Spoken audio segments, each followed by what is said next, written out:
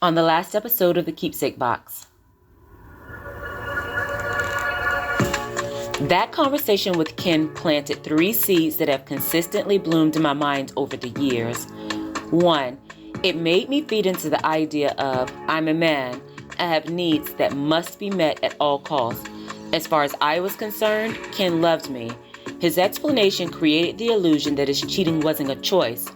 In my mind, there was a need to be met, and Melonie was there. He didn't love her. He loved me. Ken used her in the way that a crippled person uses a crutch. When it's no longer needed, it gets discarded in some random closet, never to be thought of again. But me, I was no crutch. I was his leg. Though inoperable at the moment, I was a permanent fixture. Ken loved his leg. It couldn't be replaced. The crutch simply satisfied a momentary, temporary need. 2, I came to the conclusion that if I didn't meet Ken's needs, he would have to reach out to someone who was able to do so. Keep in mind that I had accepted Ken's indiscretion as something that he had to do. That acceptance forced me to blame myself. It wasn't his fault. He simply scratched the itch. I was the issue because I withheld the ointment. If I had been there to give him what he needed, he wouldn't have looked elsewhere. 3, that conversation started the process of me shaming the other woman for my benefit. Ken said that Melonie was easy and he didn't care about her. Somehow, his explanation made me feel that I was better than her. By Melonie's own admission, Ken didn't spend time with her. He had sex with her and left promptly. That, coupled with the fact that he was willing to spend so much time with me, produced a superiority factor. I saw her as an easy conquest that wasn't worth his time or attention, but I was, because I was special. I was his leg. Those 3 things set the situation up perfectly for Ken to avoid taking personal accountability while simultaneously making me work hard to keep him. I had to out-woman every other woman to keep his attention. It was the perfect storm. Chapter 17, I Have Questions. Narrated by Shandora Warren. Music by Epidemic Sound.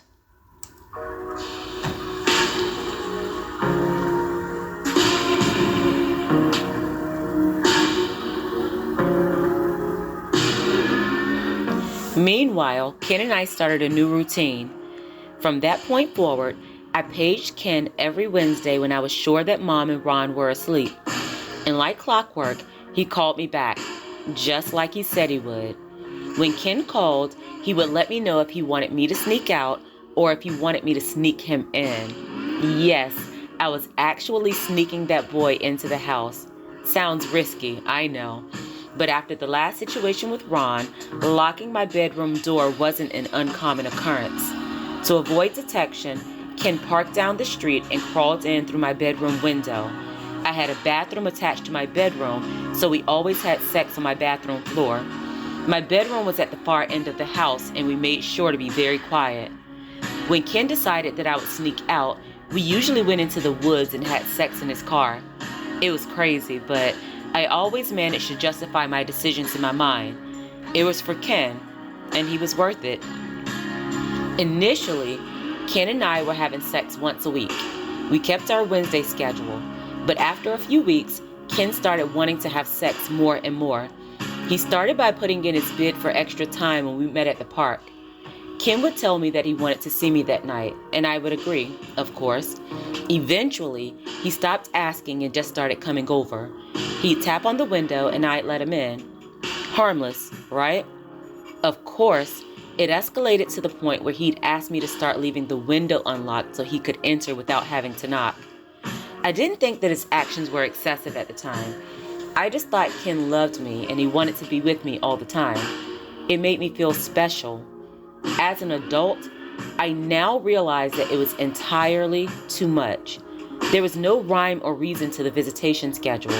Some days, Ken would show up at 11 o'clock p.m. Other times, he'd come at 2 o'clock a.m., and never on the same days each week. He once jokingly told me that I could never cheat on him because I never knew when he was going to pop up. I giggled like the silly schoolgirl that I was. Why would I want to entertain someone else? I asked. I never suspected that he was trying to manipulate me or the situation. He was Ken. He was my savior, my everything. He was the only person who loved me. Not to mention the fact that I knew he wasn't with anyone else if he was there with me. That's what mattered. His presence was enough to pacify me.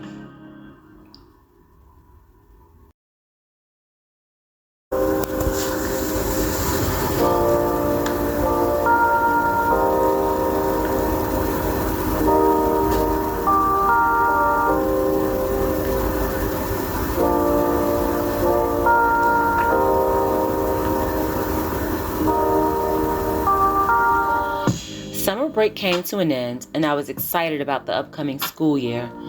I wasn't necessarily excited about school, but I was happy about the prospects of going back to my school year schedule with Ken. I was always nervous about sneaking around, and I wanted things to go back to the way they were. Ken had dropped out of school, but he kept his promise to still pick me up and to drop me off. On the first day of my junior year, Ken picked me up and dropped me off at the bus stop as usual. We said our goodbyes, and I told him that I would be seeing him in the morning. It was a Tuesday, the day after Labor Day. Ken smiled and told me that he loved me. I took a moment to marvel at him. I loved Ken. His smile made me smile. I went home and completed my usual tasks: dinner, dishes, laundry, and Cassidy. I filled out my own paperwork for school, as Mom wouldn't know any of my information anyway. She didn't even know me anymore. I completed all of the forms, even though I knew I wouldn't be attending school the next day.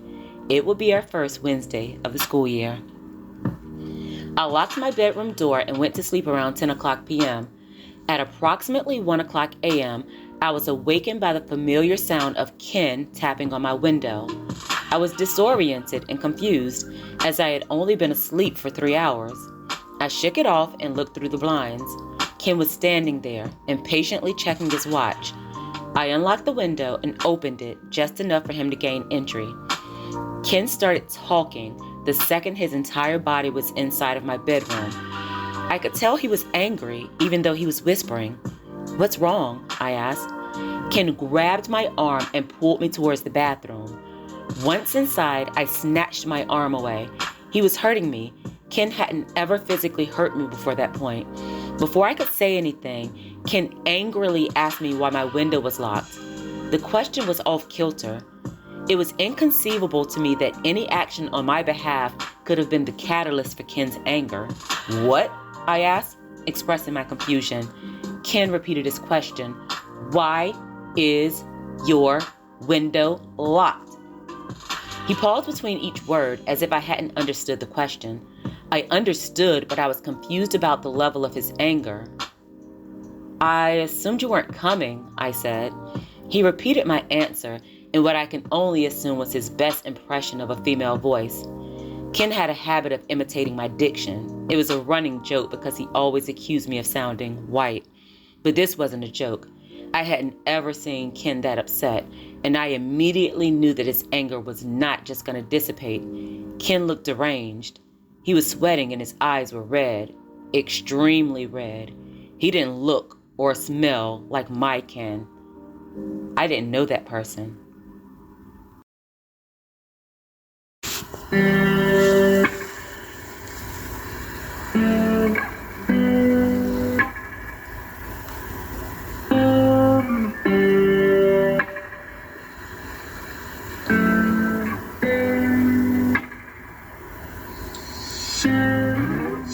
"Go get the blanket," he said. I went into my closet and retrieved the blanket that I used for Ken's visits. I returned to the bathroom. Before allotting me the opportunity to extend the blanket, Ken pushed me onto the floor. He pulled my nightgown up and tore off my underwear. I tried to object. I was bone dry, just as I had been when Ron tried to force his finger inside. But unlike Ron, Ken didn't give up. He kept trying to force his way in, to no avail. After a few minutes, he told me to get onto my knees. I did as I was told. That was the first time that I participated in oral sex. Prior to that moment, the thought of oral sex hadn't ever crossed my mind. It was forceful, Ken grabbed the back of my head and pushed his penis in and out of my mouth. I've previously mentioned how well endowed Ken was. Oral sex with him was as uncomfortable as penetration. My temples were hurting, and I developed an awful headache. It was extremely uncomfortable. Ken stopped, and I was relieved. I thought it was over. But before I could get up, Ken walked around and pushed my shoulders down. Instinctively, I extended my arms, causing my elbows to hit the bathroom floor. It was painful, but I kept quiet. I didn't want to alert Mom or Ron. I guess my saliva provided enough moisture for Ken to enter. He pushed his way in from behind. Even though I was slightly moist, it was still extremely painful. He pumped hard and fast. He didn't consider my comfort as he had on every other occasion. Just as Ken was about to climax, he pulled out of me and ejaculated onto my backside. I felt the warmth of his semen trickle down. Passing my anus, a large portion of it fell onto the floor. Ken stood up and wiped his penis with the robe that hung on my bathroom door. He discarded it on the floor and pulled his pants up. And without speaking a word, he and I both walked out of the bathroom. I was confused and hurt by what had taken place.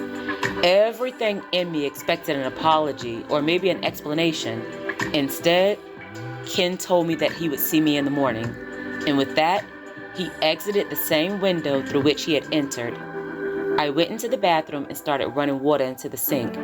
I desperately wanted to shower, but I didn't want Mom or Ron to get suspicious about the early morning activity. After washing, I retrieved my robe from the floor and placed it at the very bottom of the laundry hamper.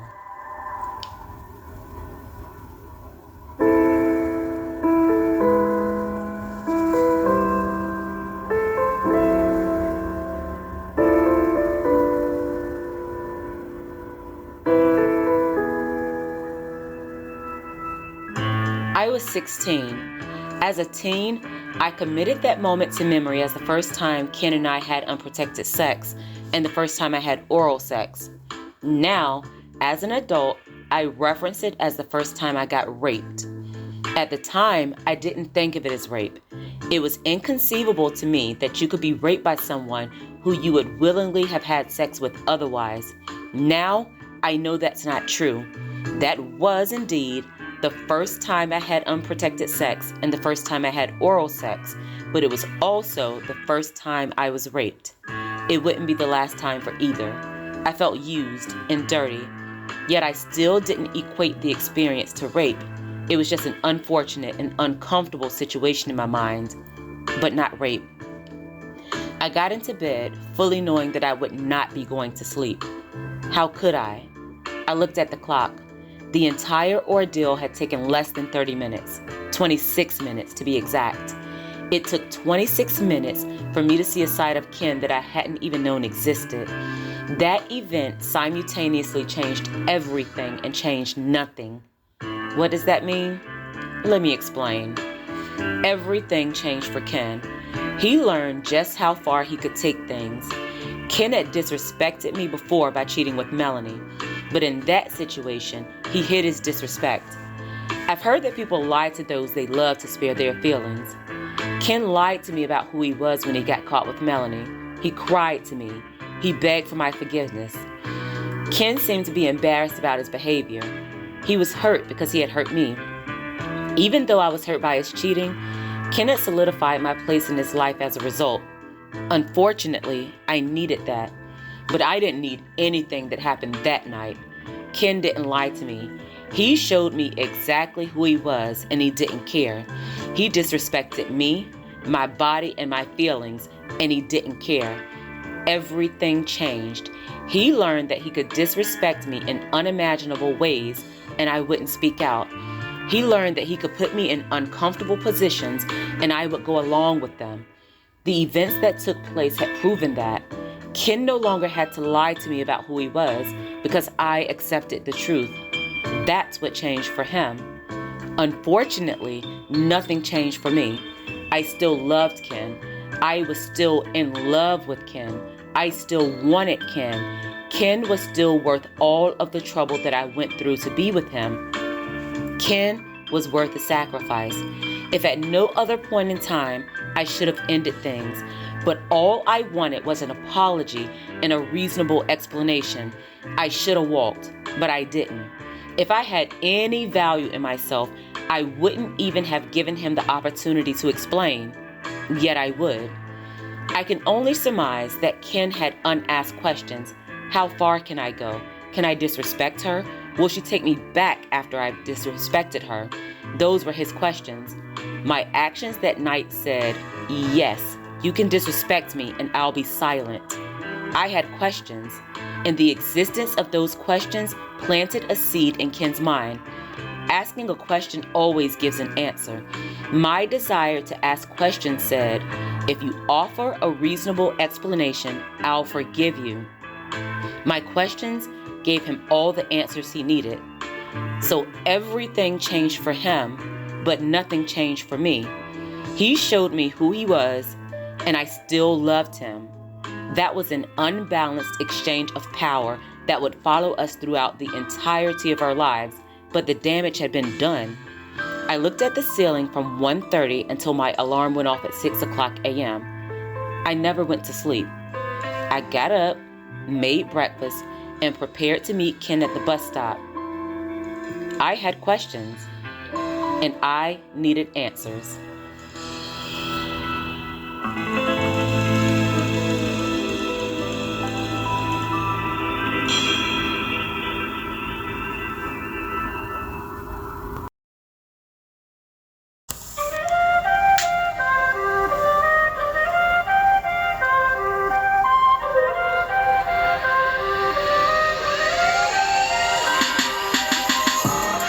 Thank you so much for listening.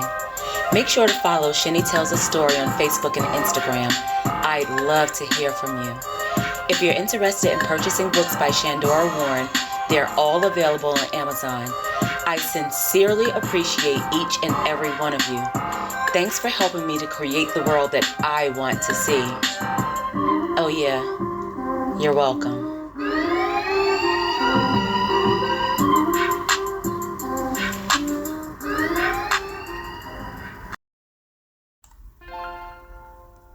Shine, little girl.